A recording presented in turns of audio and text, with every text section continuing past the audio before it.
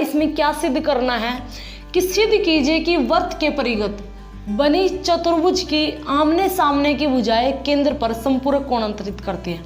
किसी वृत्त के चारों ओर एक चतुर्भुज दे रखा है, ठीक है, चतुर्भुज बना और उसके सामने की भुजाएं, जैसे ए बी के सामने क्या है डीसी, ये वाली भुजा केंद्र पर क्या करती है, संपूरक कोण अंतरित करती है।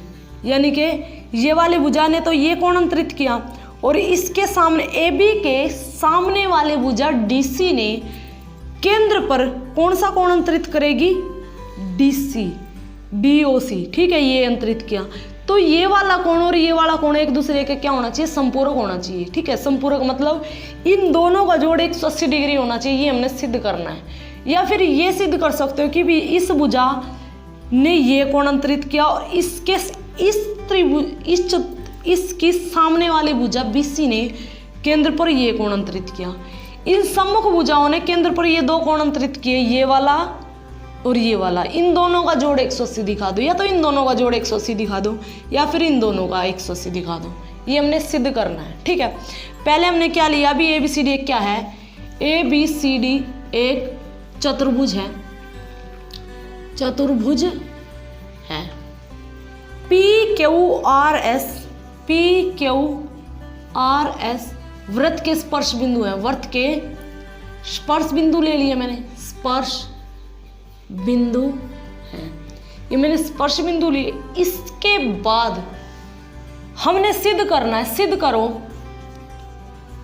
करो कि AOD कोण AOD इस भुजा के सामने वाली भुजा BC कौन सा कर रही है, BOC प्लस में कोण BOC, इन दोनों का जोड़ 180 दिखाना है, इनके संपूरक दिखाना है। संपूरक मीन्स 180 डिग्री दिखाना है, ठीक है।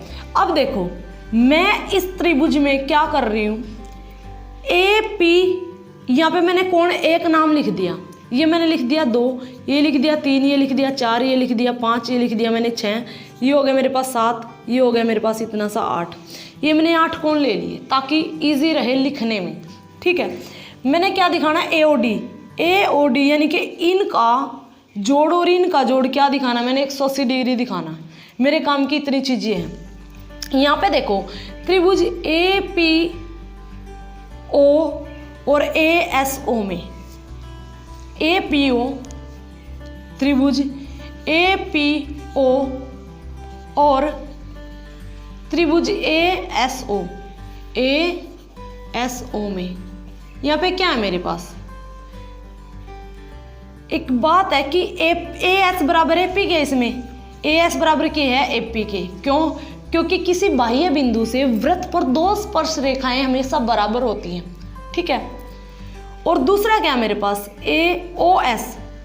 OS इस वाले त्रिभुज में तो OS, APO में APO में तो PO मेरे पास क्या है, PO बराबर है SO के, ये मैंने लिखा। दूसरा AP बराबर AO बराबर AO इस वाले त्रिभुज में भी इस वाले त्रिभुज में कॉमन है। ये दोनों बराबर क्यों है, क्योंकि वृत्त की त्रिज्या है ना, ये वृत्त की त्रिज्या है और ये भी तो वृत्त की त्रिज्या है, ठीक है। ये वृत्त की क्या है, त्रिज्याएं। और यहाँ पे मैंने लिखा AO बराबर AO के, उभयनिष्ठ है दोनों में, उभयनिष्ठ। अगर ये मेरे को ये बताओ, ये साइड इक्वल, ये साइड इक्वल, ये साइड इक्वल, ये इसके इक्वल हो जाती है, ये दोनों में कॉमन है, ये इसके इक्वल है। अगर दो त्रिभुजों में तीनों भुजाएं दूसरे त्रिभुज की तीनों भुजाओं के बराबर है तो हम क्या बोल देते हैं कि ये वाला त्रिभुज इसकी क्या हो गया, सर्वांगसम हो गया। क्या हो गया, सर्वांगसम हो गया। तो मैं लिख देती हूँ कि त्रिभुज APO सर्वांगसम हो गया त्रिभुज ASO के। कौन से नियम से, भुजा सर्वांग समता नियम द्वारा, सर्वांग समता नियम द्वारा, ठीक है, नियम द्वारा, ठीक है। अब ये देखो, जब ये मेरे पास ये वाला त्रिभुज इसके सर्वांग सम है तो मैं क्या कह सकती हूँ, एंगल 1 बराबर किसके, एंगल 8 के बराबर है ना। क्यों बराबर है, एंगल 1 बराबर 8 के, क्योंकि दो त्रिभुज सर्वांगसम सिद्ध हो जाते हैं तो उनकी तीनों भुजाएं और तीनों कोण बराबर कहलाते हैं, ठीक है। तो एंगल 1 बराबर किसके हो गया, एंगल 8 के। देखो मेरे तो काम का एंगल 8 और 7 है, तो मैं 8 और 7 को एक तरफ लिखूंगी, 3 और 4 को एक ही तरफ लिखूंगी इन सबको, ठीक है। तो मैं इसको लिख देती हूँ एंगल 8 बराबर किसके, एंगल 1 के। इसी प्रकार जैसे भी एंगल 1 बराबर 8 के, उसी तरह से 6 और 7 भी इक्वल हो जाएंगे। तो एंगल 7 बराबर हो जाएगा मेरे पास एंगल 6 के, और इसी तरह से मेरे पास हो जाएगा एंगल 4 बराबर हो जाएगा एंगल 5 के, और इसी प्रकार हो जाएगा एंगल 3 बराबर हो जाएगा एंगल 2 के। क्यों, देखो मैंने ये की तरफ क्यों लिखे 8 7 4 3, 8 7 4 3, क्योंकि मेरे को तो इन दोनों का एडिशन दिखाना है ना 180 डिग्री, इसलिए मैंने एक तरफ लिख ली। अब इन चारों तो कितना होता है, 360 डिग्री होता है ना। हमेशा किसी भी एक सीधी रेखा है और यहाँ पे बिंदु है, ये पूरा का पूरा जो कोण होता है 360 डिग्री का होता है। ऐसे एक बिंदु के ऊपर ये सारे के सारे 8 के 8 कोणों का जोड़ कितना होगा, 360 डिग्री होगा।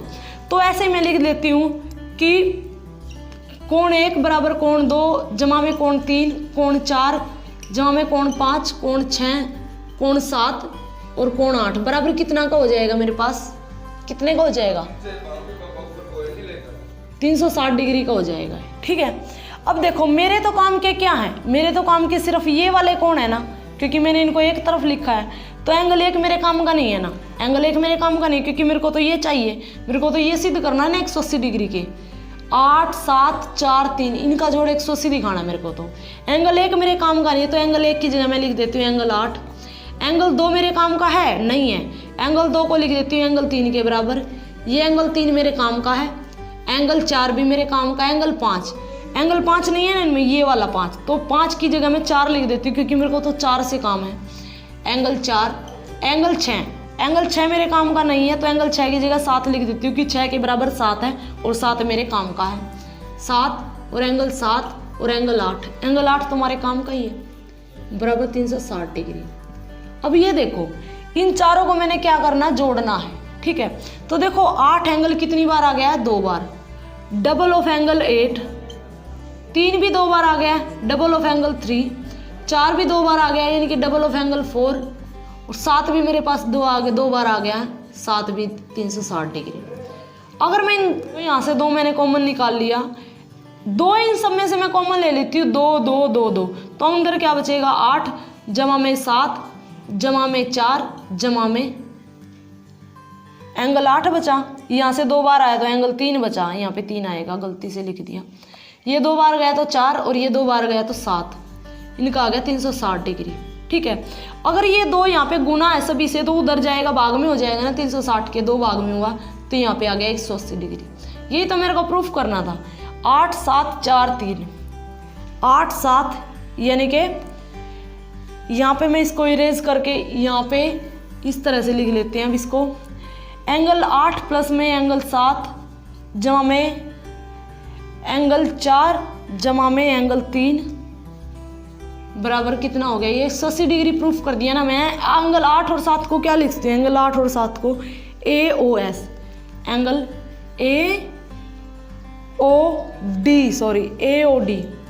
AOD प्लस में 3 और 4 को क्या लिखती हूँ, एंगल 3 और 4 को क्या लिख सकती हूँ, BOC, एंगल BOC 180 डिग्री, समझ रहे हो, ठीक है।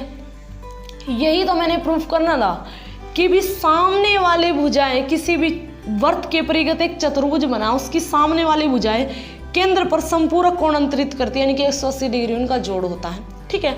ये हमने प्रूफ करना था, तो इति सिद्धम। इस प्रकार से हम सिद्ध करते हैं कि किसी वृत्त के परिगत बनी चतुर्भुज की सामने की भुजाएं केंद्र पर संपूरक कोण अंतरित करती हैं। आई होप आप लोगों को ये समझ में आया होगा। वीडियो समझ में आए तो लोगों को, अपने फ्रेंड्स को शेयर ज़्यादा से ज़्यादा करें और चैनल को सब्सक्राइब करें, ताकि हमारे आने वाली वीडियो की नोटिफिकेशन सबसे पहले आपको टाइम पर मिल जाए।